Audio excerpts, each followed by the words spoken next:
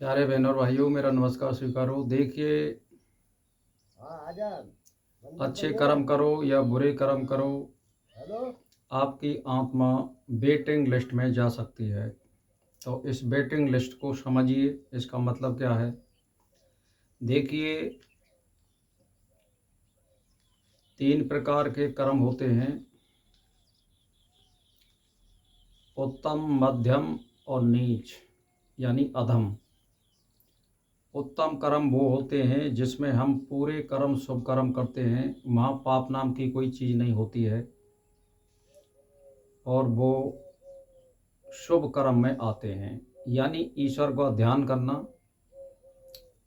परमार्थ के काम करना, लोगों की सहायता करना, किसी को भी मन कर्म वचन से दुख न देना, ये श्रेष्ठ कर्म की श्रेणी में आते हैं। और अष्टांग योग का पालन करना। अधम कर्म वो होते हैं: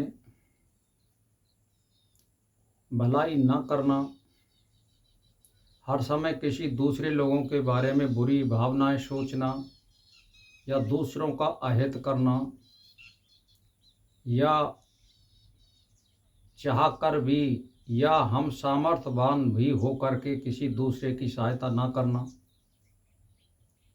या हर समय वाद विवाद करना और दूसरे प्राणियों को दुख देना, ये अधम श्रेणी में आता है। और नीच जो श्रेणी होती है, वो जो है ऐसी श्रेणी होती है कि माँ मनुष्यता का कोई कर्म नहीं होता है सिवाय अहिंसा के, क्रोध के, और हमेशा दूसरे प्राणियों को दुख देने में वो शरीर से और मन से वो व्यस्त रहता है। उसको बिल्कुल नीच कर्म कहते हैं। तो देखिए, ये ज़्यादातर जो साधारण आदमी होते हैं वो जो है अधम कर्म में ही आते हैं, श्रेष्ठ कर्म में उत्तम वाले आते हैं, नीच कर्म में बिल्कुल निम्न श्रेणी के लोग आते हैं। तो उनको करने के लिए आपको यही है कि वेटिंग लिस्ट में जाना पड़ेगा। यदि आप शुभ कर्म ज़्यादा कर रहे हैं तो भी वेटिंग लिस्ट में जाओगे, यदि ज़्यादा अधिक खराब कर रहे हो काम यानी नीच कर्म कर रहे हो तो आपको वेटिंग लिस्ट में जाना पड़ेगा।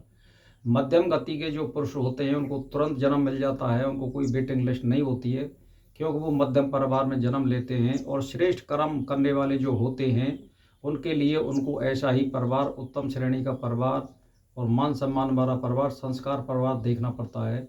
और नीच कर्म करने वाले जो होते हैं, बिल्कुल अधम होते हैं, उनके लिए जो नीच योनि प्राप्त करानी होती है, वहाँ जो है ऐसा ही परिवार और घर और वो सारी चीज़ देखनी पड़ती है। तो इसीलिए वहाँ भी आपको वेटिंग लिस्ट में जाना पड़ेगा। यानी सबसे बुरे कर्म करने पर भी वेटिंग लिस्ट में जाओगे, और सबसे अच्छे कर्म करने पर भी आप वेटिंग लिस्ट में जाओगे। तो ये 3 तरह के कर्म होते हैं, इसीलिए आप श्रेष्ठ कर्म करिए, अधम भी मत करिए और नीच कर्म भी मत करिए।